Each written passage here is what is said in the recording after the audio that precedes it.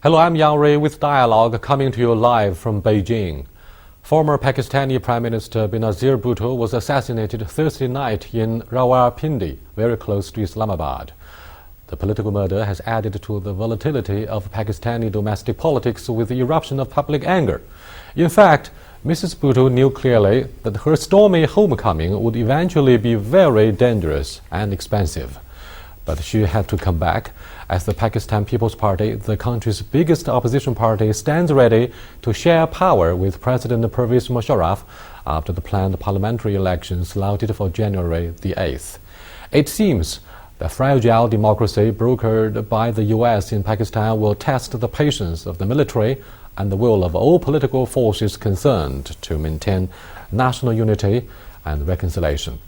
Joining us now live here are Mr. Makhdoom Babar, President and Editor-in-Chief of the Daily Mail in Islamabad, and also Mr. Brandon Blackburn-Dwyer, our regular commentator of world affairs. We'll soon get connected in a telephone interview with Ms. Usma Zafar, another Pakistani journalist in Pakistan. Welcome to our discussion here. Your country has been plunged into shock. What do you think of the consequences arising from this dramatic political murder? Well, this is a big loss in Pakistan, and everybody is in a state of shock. And the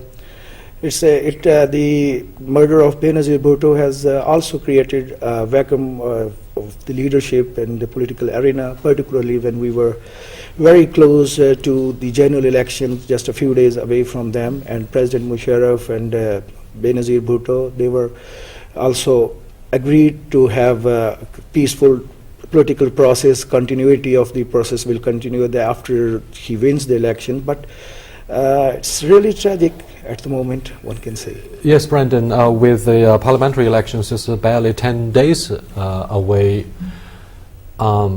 Do you think there's going to be a political vacuum for the PPP, the biggest opposition party? Will they put together the political force within the party and make a comeback effectively? Without a doubt, there's a political vacuum now at the top of the party. Madame Bhutto was the chairman of this party for life and had appointed herself such in the 1980s. The party was very much a Bhutto family tradition for her and her sisters and brothers, and even her mother in the early 90s. After her death, there is no leadership. She was the only voice of control. There are still local candidates that have a lot of support. There are still a chance for the PPP to pull out a large number of seats. But a direction for the party, a national identity, a figurehead for the party, in the next 10 days, there just isn't one. Do you think Mr. Nawaz Sharif is likely to replace her role, given the influence of the Pakistan Muslim Democratic Coalition? Well, Mr. Nawaz Sharif, he has his own place. He already had his own place in the Pakistani politics. It can't be said that he will replace this Benazir phenomenon. But at the moment, I think that the murder of Benazir and her removal from the scene has, in a way, you can say, given some advantages to Nawaz Sharif and his party. But he is not welcomed by President Musharraf, isn't he? He is not welcomed only by President Musharraf, but he is also not welcomed by many voters also. But it has to be decided by the ballot box who he is. But President Musharraf has already said that any person winning the election, I am very happy to work with them. We now cross over live to Ms. Usma Zafar, a Pakistani journalist in Lahore. Hello. Hello. Good to have you on our dialogue. Given the current public anger and domestic chaos, will the military step in or at least declare a state of emergency to maintain law and order? It's very early to say anything, but it might be possible. You never know. Nobody knows. Yeah. Do you think President Musharraf will be able to exercise sufficient political control to bring the current chaos under control? Will he enjoy the military support? I think that he can maintain law and order. He can? He has the ability to control the situation. You don't question his ability to maintain a solid political control. Do you think the scheduled parliamentary election will be postponed as a result of the assassination? No, I think the elections should be held on time.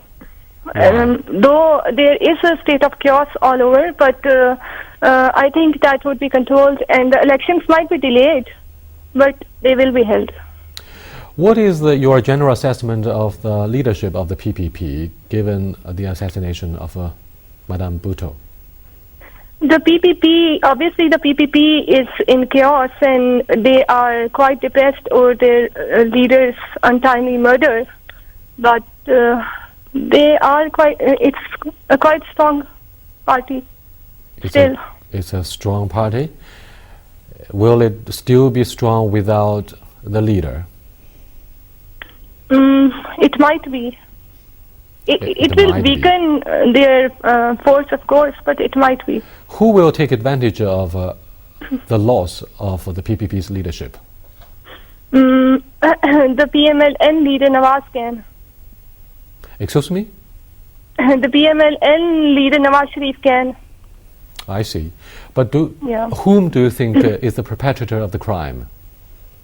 That's very hard to say. Just wait and watch. Do you think your country will slide into chaos and will probably trigger a civil strife? Yeah, that's quite possible. Quite possible. And in that case, do you think the military will have good reasons to step in? Yeah. Yeah. What is the current popular response? I mean, the public response towards the assassination. Are they calling for an investigation?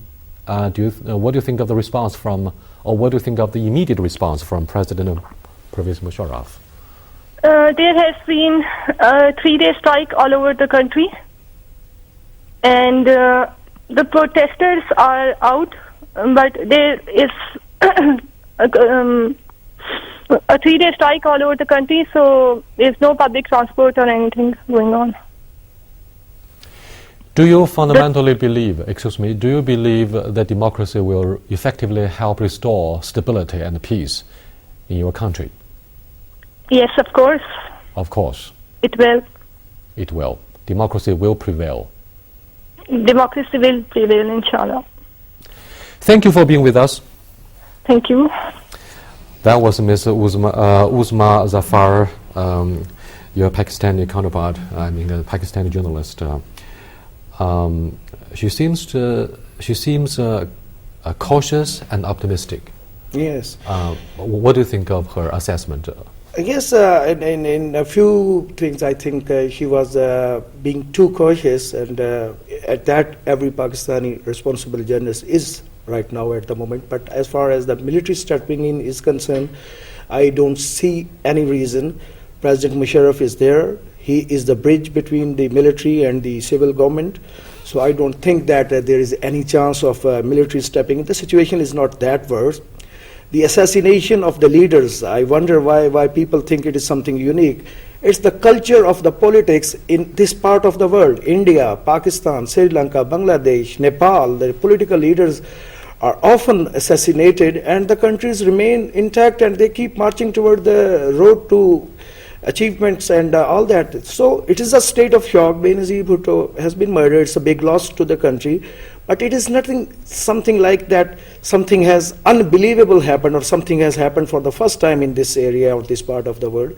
So I don't think that it will take more than 5-6 days for nation to come out of the shock and to start routine life and to vote for, if they believe that Benazir was murdered and they have a sympathy vote, they should be voting more for the PPP candidates in the elections.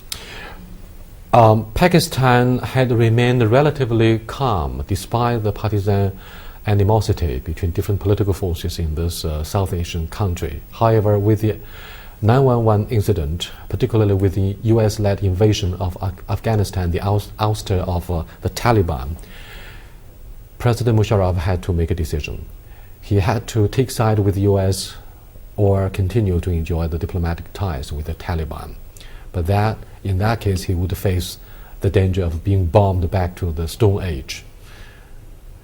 What do you think of the US element and the US role in shaping the current political scenario in Pakistan? Well, I think that it's about changing who's your most important ally at the certain times. When Musharraf came to power through a military coup that was bloodless, the United States, as well as many other Western powers, declared it to be a illegitimate act and considered Musharraf to be an outsider and possibly more of a rebel leader for Pakistan. As the Taliban became the center of international concentration after 9/11, Musharraf all of a sudden is everyone's best friend. He's a key ally in the war on terror. The Taliban, while there's reports of various different Pakistan elements, Musharraf, Sharif, etc., being involved with the Taliban and their rise to power in Afghanistan, long-term pose a threat to the stability in Pakistan as well. As such, Musharraf became a strong ally for simply just keeping peace in the region. Both India, the United States, France, Germany, Russia saw Pakistan as a bulwark against the spread of Islamic extremism out of Afghanistan and a positive ally in the future. Do you believe there are still many people within even the armed services of the Pakistani nation and among tribes in this country who are very sympathetic with the Taliban and even Al-Qaeda, and they are not very cooperative with the current counter-terror campaign? I think that there's no doubt about that. I don't believe that it is as widespread as certain accusations have made it. But when you're talking on the individual level, you have to look at the fact that blood is thicker than water. It's thicker than money. It's thicker than politics. Many of these people are related to tribal leaders.